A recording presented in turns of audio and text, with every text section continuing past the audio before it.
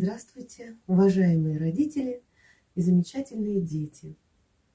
Ребята, сегодня с вами мы будем лепить, но прежде чем мы займемся лепкой, я хотела немного с вами поговорить о туристах, потому что наша лепка сегодня с вами будет как раз связана с туризмом, с походом. А кто такие туристы? Туристы – это люди, которые любят путешествовать. Путешествовать можно в разные города, в деревни, путешествовать можно в разные страны. А еще, ребята, туристы – это те люди, которые могут ходить в походы в горы, например, или в лес. Вот я, когда закончила школу, мы с моими друзьями очень любили ходить в походы в лес. Для того, чтобы пойти в поход, нужно, ребята, очень много, чтобы было специально подготовленных вещей. Это и палатка, и спальный мешок, в котором люди спят в лесу, чтобы не было холодно. И, например, вот туристический коврик. Вот у меня по столу я припрятала туристический коврик для того, чтобы не было холодно садиться на землю.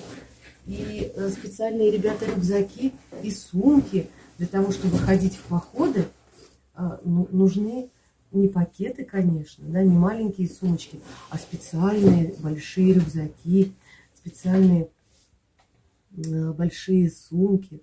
Для того, чтобы входить в походы, и одежда нужна тоже специальная для туристов, удобная и теплая, если это холодное время года. Специальная посуда есть для того, чтобы ходить, ребята, в походы. И чашки, и тарелочки специальные, вот такие туристические. И приборы для того, чтобы кушать. Чем кушать? Вот посмотрите, у меня есть ложка, вилка и вот консервный нож 3 в 1. Очень удобно в походе кушать вот таким столовым прибором. Есть, ребята, термос. Это вот для того, чтобы чай, например, заваривать, и он, чтобы очень долго оставался горячим. Да? Есть термос для супа. Вот он такой большой, для того, чтобы тут много супа поместилось. В поход, ребята, ходить можно и брать с собой котелок. Вот видите, для того, чтобы на костре готовить суп, варить кашу, даже воду вскипятить для чая или для кофе. И в походе очень здорово вечером, видите, вот костер, его можно развести для того, чтобы и покушать приготовить, а также очень хорошо, ребята, вечером у костра, видите, посидеть у палаточки в лесу, послушать, как дровишки потрескивают у костра, поговорить о чем-то, посмотреть на звезды. Видите, ребят, попеть песни походные.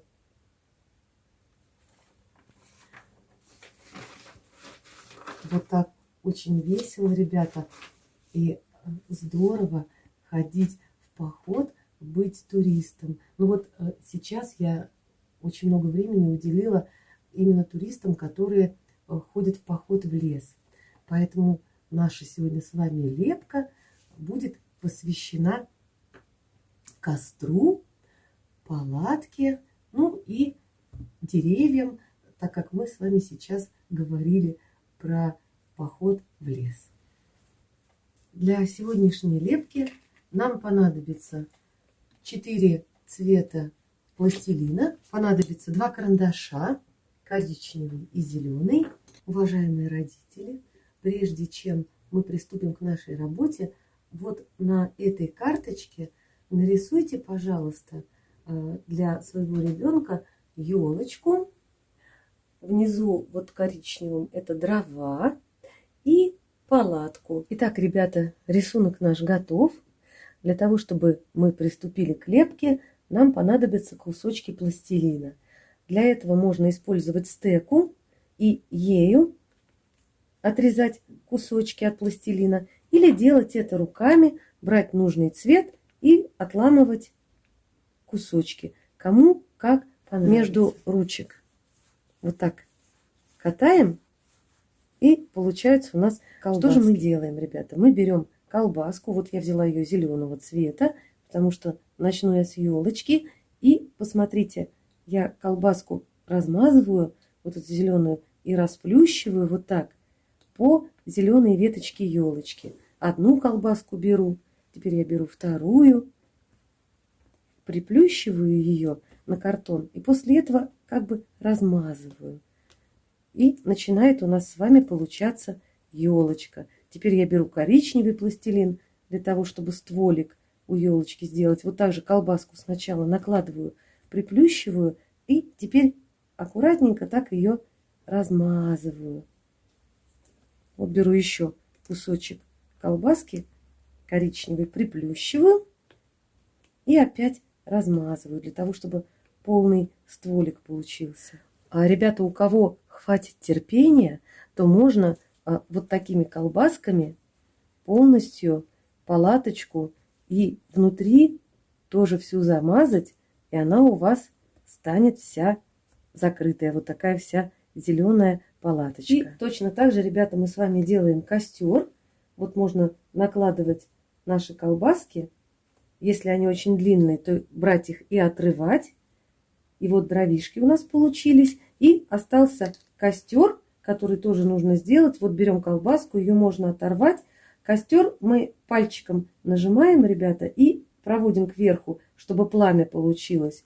Берем с вами палочку, кладем ее, нажимаем и кверху пальчиком проводим, и получается пламя. Костер он может быть и оранжевого цвета, и красного. Поэтому накладываем колбаски разного цвета, и оранжевого, и красного. И у нас с вами получится настоящее пламя, настоящий костер. Колбаску накладываем и пальчиком проводим кверху. Видите, и у нас с вами пламя горит. Получается очень красиво. Вот такая, ребята, с вами у нас сегодня получилась работа. Работа была непростая, достаточно сложная, но я думаю, что вы все справились. И папа, мама или те, кто были рядом с вами, вам помогли. А я вам желаю всего доброго, будьте здоровы, до новых встреч!